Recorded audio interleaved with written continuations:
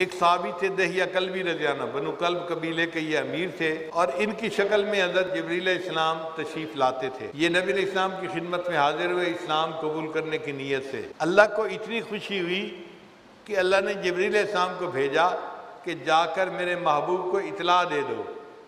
چنانچہ جبریل علیہ السلام نے بتایا، اے اللہ کے حبیب صلی اللہ علیہ وسلم، دہیہ کلبی آپ کے پاس آ رہے ہیں اسلام قبول کرنے کے لیے۔ تو نبی علیہ السلام استقبال کے لیے کھڑے ہو گئے۔ تھوڑی دیر بعد دہیہ کلبی آئے اور رو رہے تھے۔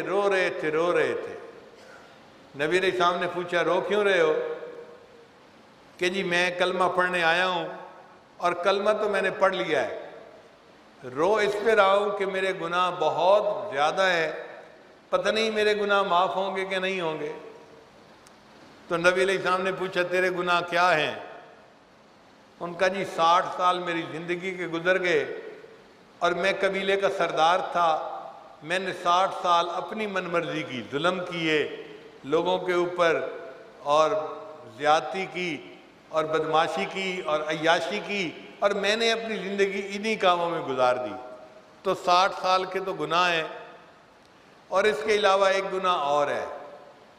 تو نبی علیہ السلام نے پوچھا، کیا گناہ؟ اے اللہ کے حبیب صلی اللہ علیہ وسلم، ہم عربوں کو گھر میں بیٹی کا پیدا ہونا اچھا نہیں لگتا تھا، لہذا ہم چھوٹی بچی کو زندہ دفن کر دیا کرتے تھے۔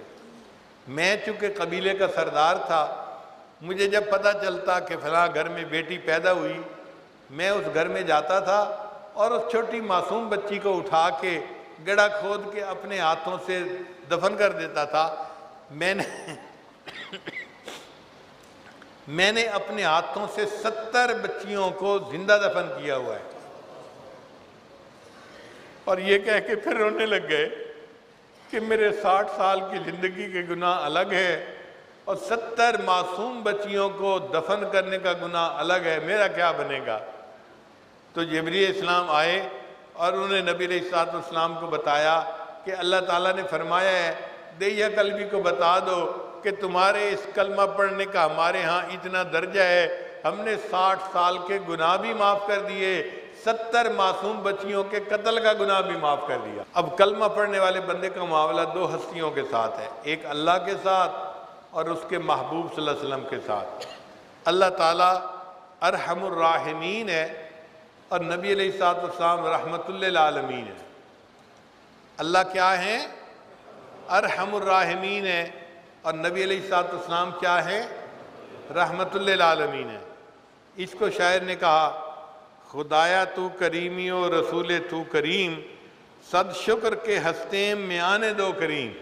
اے اللہ، آپ بھی کریم ہیں اور آپ کے حبیب صلی اللہ علیہ وسلم بھی کریم ہیں، میرا 100 مرتبہ شکر ہے کہ میرا معاملہ 2 کریموں کے درمیان ہے۔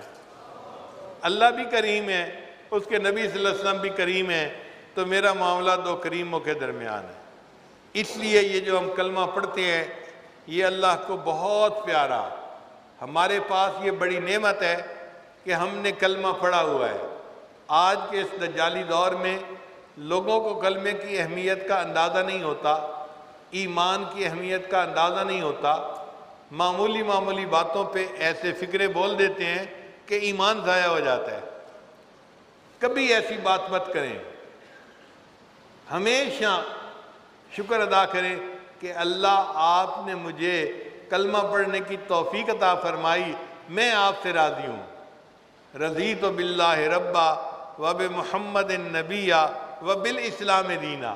اے اللہ، میں اس بات پہ راضی ہوں، آپ میرے رب ہیں اور نبی علیہ السلام میرے رسول ہیں اور اسلام میرا دین ہے، میں اس بات پہ بڑا خوش ہوں اور بڑا راضی ہوں۔ اسی لیے اللہ تعالیٰ کی اپنے کلمہ گو بندوں کے اوپر رحمت بہت وسیع۔ اللہ فرماتے ہیں کہ قیامت کے دن میں اپنے بندوں پر بہت زیادہ رحم فرماؤں گا۔ وَكَانَ بِالْمُؤْمِنِينَ رَحِيمًا۔ اللہ تعالیٰ قیامت کے دن بندوں پر اتنا رحم فرمائیں گے، ایمان والوں پر، کہ بندوں کے وہم و گمان سے بھی زیادہ۔